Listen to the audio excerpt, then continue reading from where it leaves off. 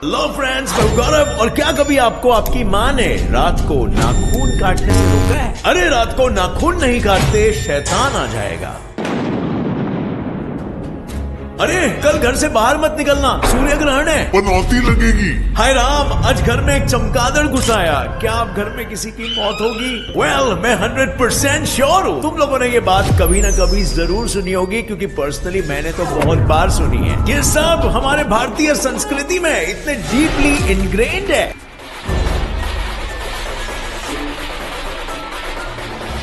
कि यार गांवों में तो लोग इन रीति रिवाजों पे मानने से पहले 2 बार नहीं सोचते हैं। एंड वेल आई नो, हम सभी को ये सारी बातें मनगढ़ंत कहानियां लगती है, एक अंधविश्वास लगता है। लेकिन क्या अगर मैं तुमसे कहूं कि हमारे वो बुजुर्ग पूर्वज शायद हमसे भी ज्यादा साइंटिफिक थे, तो आप मुझसे कहोगे क्या बकवास करता है गौरव, चल सबूत ला। वेल, सबूत भाइयों मैं अपने साथ लाया हूं, क्योंकि आपको जो बातें बताई गई है वो एक्चुअली में एक अंधविश्वासी लॉजिक से बताई गई है, और आज हम उसके पीछे का साइंटिफिक एक्सप्लेनेशन डिटेल में आपके लिए प्रेजेंट करने वाले हैं। So without wasting any time, let's quickly get into our today's video title, the real science behind Indian superstitions. Number 1, sleep in the south direction. अच्छी नींद सोनी है तो सो सिर्फ दक्षिण यानी कि साउथ दिशा में। आपने अक्सर ये बात सुनी होगी, और हमें अक्सर नॉर्थ की ओर सोने से मना किया जाता है, और इसके पीछे एक्चुअली में एक ठोस वजह भी है जो हमारे पूर्वज शायद हमसे बेहतर जानते थे। अब वो बात अलग है, इसके आगे के पीढ़ियों ने इस साइंटिफिक रीजन को सुपरस्टिशन बना के आगे प्रेजेंट करना शुरू कर दिया। और वो सुपरस्टिशन, वो अंधविश्वास क्या है आपको पता है? कि आप अगर नॉर्थ दिशा में मुंडी रखकर सोओगे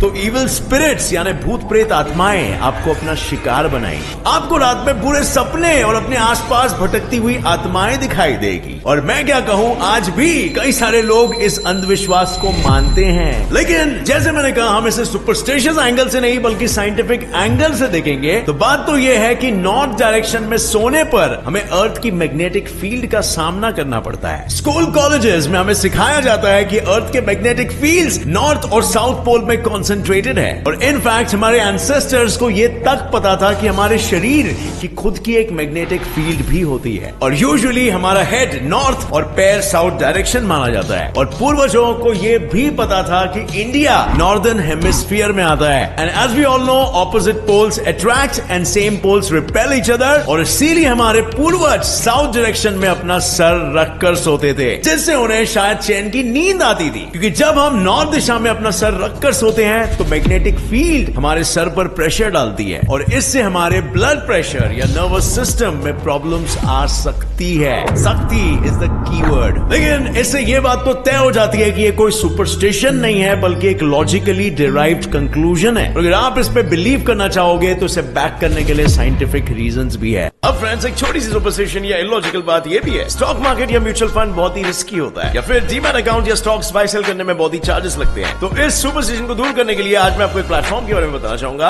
अगर आपकी उम्र 25 से कम है तो 5paisa.com एक ऐसी वेबसाइट है जो आपको इन्वेस्टमेंट से रिलेटेड कई सारे ऑफर्स प्रोवाइड करती है, जहां आपको 0 अकाउंट ओपनिंग फी और 0 brokerage intraday trading and delivery मिलेगा। जहां बाकी के ब्रोकर 300 से 1000 अकाउंट मेंटेनिंग चार्जेस लेते हैं, वही 5paisa पे ये बिल्कुल मुफ्त है। इनफैक्ट पूरे ब्रोकिंग इंडस्ट्री में जहां डीपी चार्जेस 15 रुपीज है, वही 5paisa पे ये 5 रुपए है। और तो और डायरेक्ट म्यूचुअल फंड्स में इन्वेस्ट करने के लिए भी no platform fee, no commission. इसके अलावा 5paisa स्कूल एक ऐसी लर्निंग ऐप है जहां ट्रेडिंग से जुड़े हर कॉन्सेप्ट को 1 मिनट में एकदम सरल भाषा में समझाया जाता है, और इसे आप प्ले स्टोर या school.5paisa.com से डाउनलोड कर सकते हो। So click on the link in the description and sign up with 5paisa.com और जी भर के करो ट्रेडिंग। Number 2, funeral bath. जब भी आप या आपके घर का कोई मर्द अंतिम संस्कार अटेंड करने के बाद फ्यूनरल से घर आते हैं, तो सबसे पहले आप क्या करते हो? बिना कुछ टच किए और बिना कोई वक्त बर्बाद किए सीधा नहाने जाते हो, राइट? पर क्या कभी आपने बड़ों से ये सवाल किया है कि भाई फ्यूनरल के बाद आखिर नहाने क्यों जाया जाए? अब भाई, मैंने तो अपनी माँ से ये सवाल किया था, और मुझे बदले में जवाब ये मिला कि शमशान से घर पर आकर नहीं नहाना अशुभ माना जाता है। और कई अंधविश्वासी लोगों की सुने तो उस मरे हुए इंसान की भटकती हुई आत्मा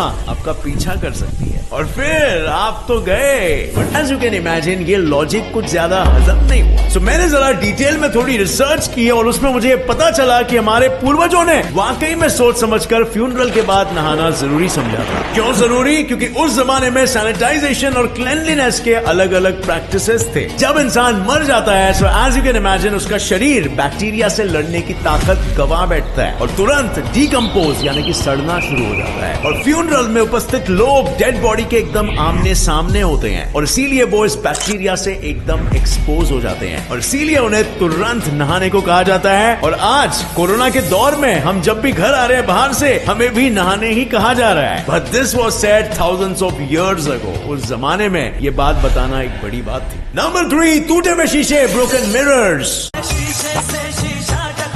शीशे से शीशा टकराए तो होगा ऐसा अंजाम जो कर देगा आपका जीवन बर्बाद, और वो भी एक नहीं बल्कि 7 सालों के लिए। ऐसा मैं नहीं बल्कि एक अंधविश्वास, एक सुपरस्टिशन कहता है। और ये सुपरस्टिशन अपने आप में इतना फैला हुआ है कि आपने हॉरर फिल्म्स में अक्सर ब्रोकन मिरर जरूर देखे होंगे।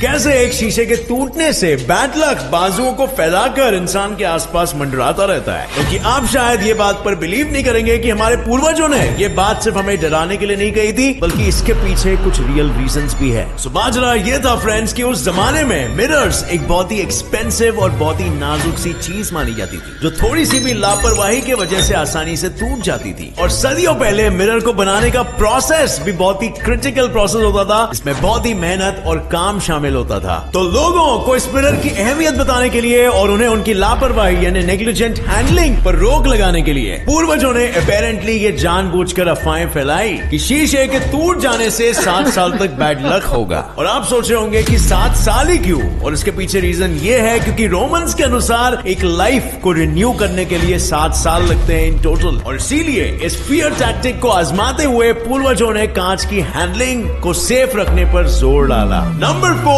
Don't sweep after sunset. क्या आपने कभी अपने घर पे रात को झाड़ू मारा है? आपका छोड़ो, लेकिन क्या आपने कभी अपने माँ को रात को झाड़ू मारते हुए देखा है? बहुत सारे घरों में रात को झाड़ू मारने पर सख्त पाबंदी है, पर सवाल ये उठता है कि आखिर ये पाबंदी क्यों है? रात को झाड़ू मारो या सुबह झाड़ू मारो, आखिर फर्क क्या पड़ता है भाई? वेल, फर्क पड़ता है क्योंकि हमारे पूर्वजों ने ये रूल भी कुछ सोच समझ कर ही बनाया था। पर अफसोस आगे की पीढ़ियों ने इस साइंटिफिक लॉजिक को सीधा सुपरस्टिशन में तब्दील कर दिया।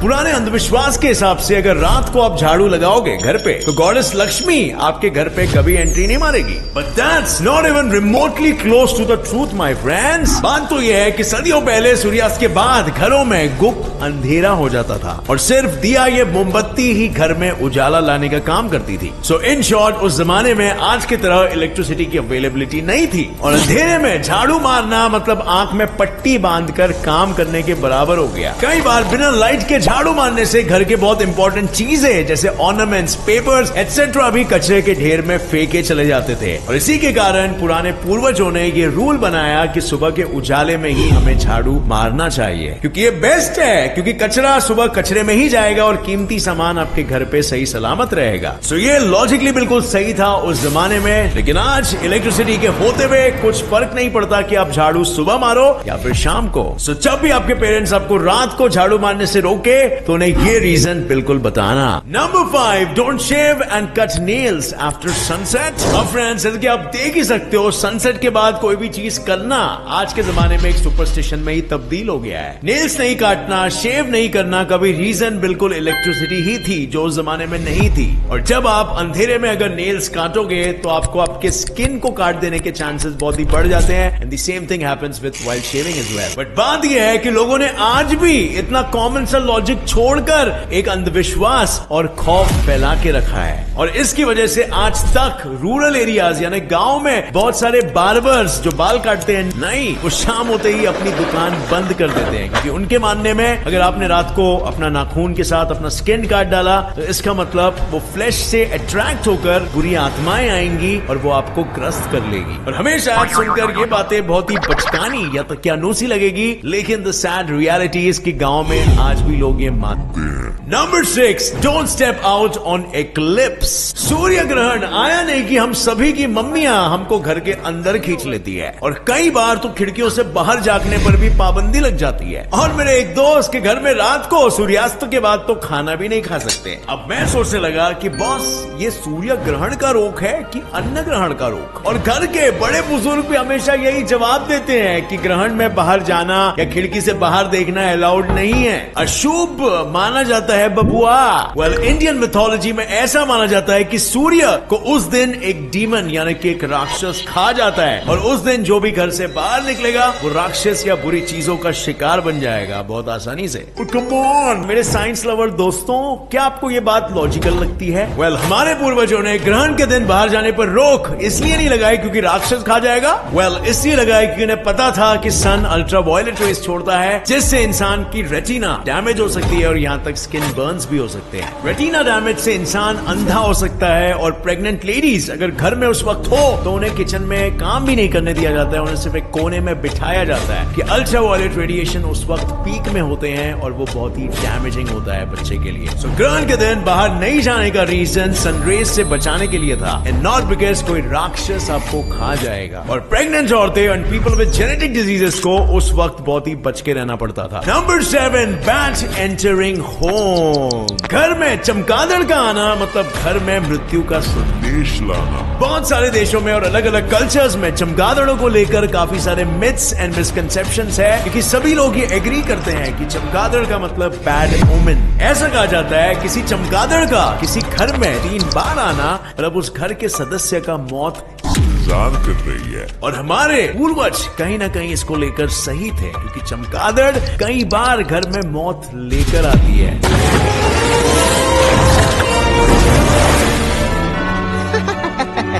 और इसका असली रीजन ये है क्योंकि उस जमाने में मेडिकल डेवलपमेंट को लेकर इतनी तरक्की नहीं हुई थी। And as we all know, bats transmit deadly diseases.